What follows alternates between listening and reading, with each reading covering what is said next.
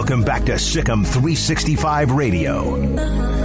This is Paul Catalina's Top 5 at 5:55, presented by Champion Salon and Barber. To book your appointment, go to championsalonandbarber.com. I was requested top 5 drinks in New Orleans, and I'll do that one tomorrow for Friday. But right now, 5 things to watch for in the Sugar Bowl. Since that's what we're here to do, is to cover the Sugar Bowl. I thought I would do at least one Sugar Bowl related top 5 while we're here in the Crescent City. Number 5, can the Baylor defense keep Matt Corral in the well?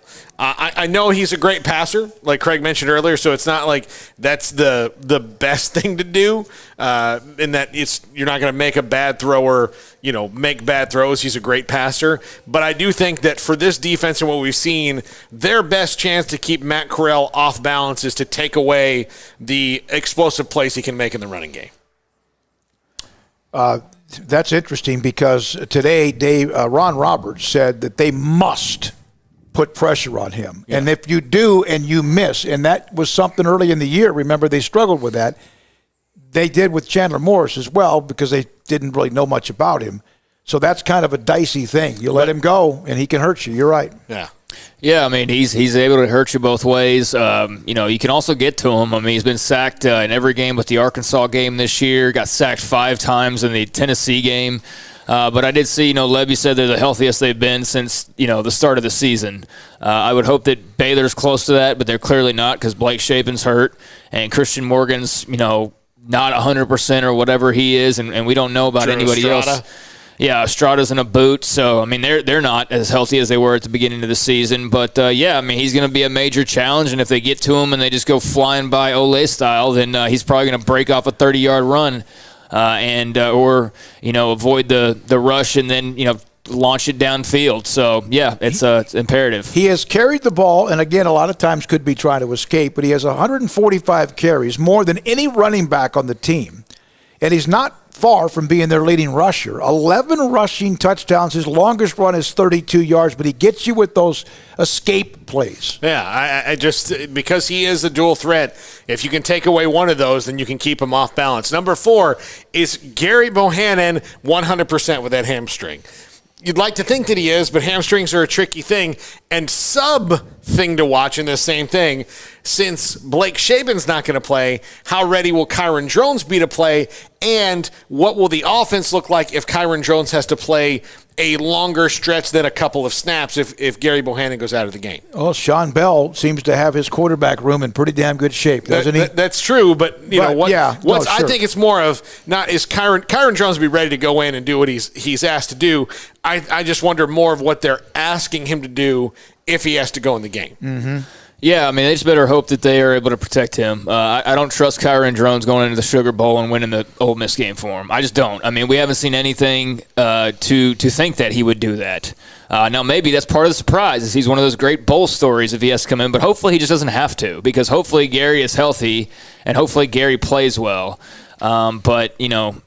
If he's, throwing bad picks or not able to run around a lot, then, maybe you have to make a move. So, yeah, Kyron Drones needs to be ready to compete and, be ready to have his name called potentially. Yeah, and then you heard the pecking order's a walk-on and the preferred walk-on on C.J. Rogers. But one thing about Drones, he's probably physically gifted more than anybody else in that room. But yet again, the last time he played was at Shadow Creek High School. Yeah.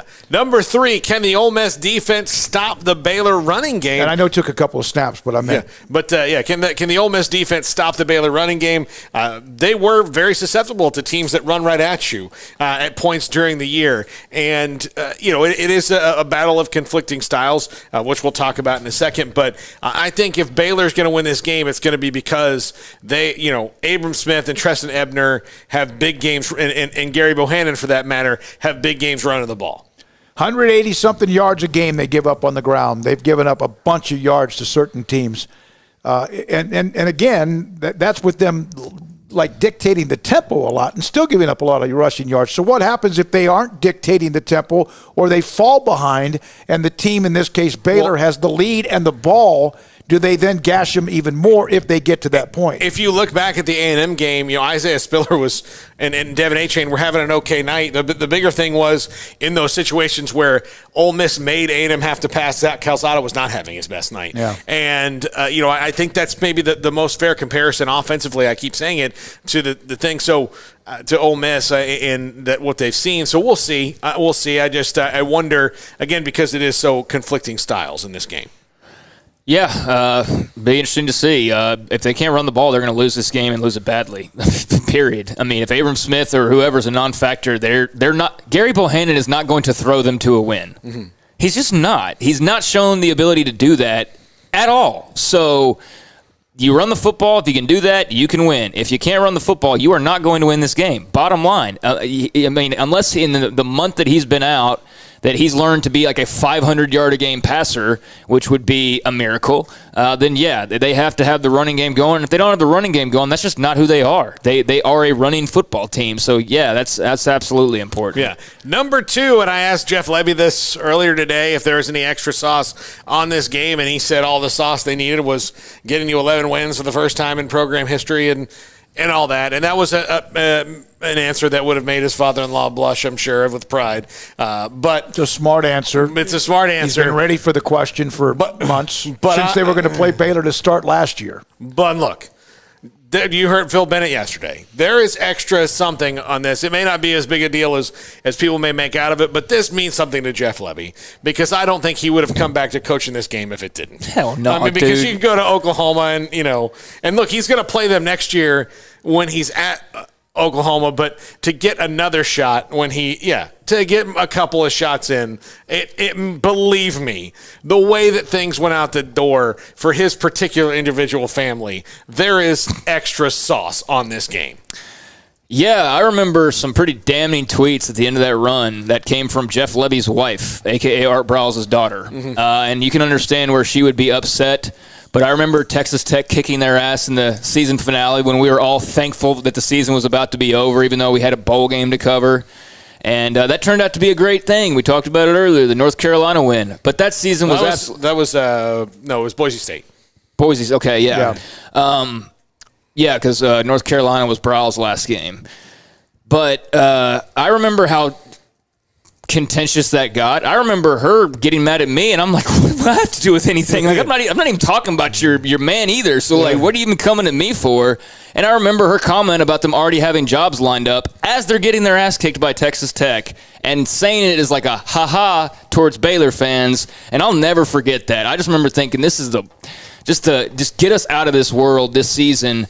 So, yeah, I would imagine that there is a little bit of a motivation there, and he's got to play it cool and be professional about it because it wouldn't look good to be like, yeah, I want to kick their ass for Art and all that. I mean, he can't say that, but there's no way it doesn't matter to him more than most other games. Yeah, and last, number 1, whose philosophy wins out? Who does it? Who's the one that gets it done?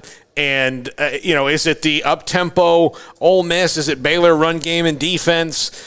Is it, does this game, I wonder, sometimes you have two teams with conflicting styles. It sometimes winds up in the middle of each of them, and it kind of goes a weird way. And, how many times have we seen two teams with great defenses, play a 38-35 game all of a sudden just because the game went that way? This game has the potential to go a lot of different ways because of that, because you have, two different styles running at each other, and the explosion of the two of them might create a game that nobody's even ready for. It might turn into an incredible game, and I think it's one of the better matchups. And not as good as Purdue, though, right now with Tennessee tied at 38. You could also get two high-scoring teams and end up with a 17-14 game. See, I don't think that's going to happen here, though, with Ole Miss's offense. I mean, maybe for Baylor could score 17 or 14 points, and that wouldn't shock me, honestly. But, they're not going to hold Ole Miss to that. In my opinion, they're going to have to score way more than 17 points. And it doesn't have to be 40. It doesn't have to be 38. But it's going to have to be higher than 20, in my opinion, because as good as that defense is, those offenses are never held to 7 or 14 points. You get an automatic 28, if anything, that you have to live up to, it feels like, most of the time. So, yeah, they're going to have to be able to score some points for sure. Right, no question and about it. And it's not going to be, some defensive stalemate. I just don't foresee that, in my opinion. Two quick chat room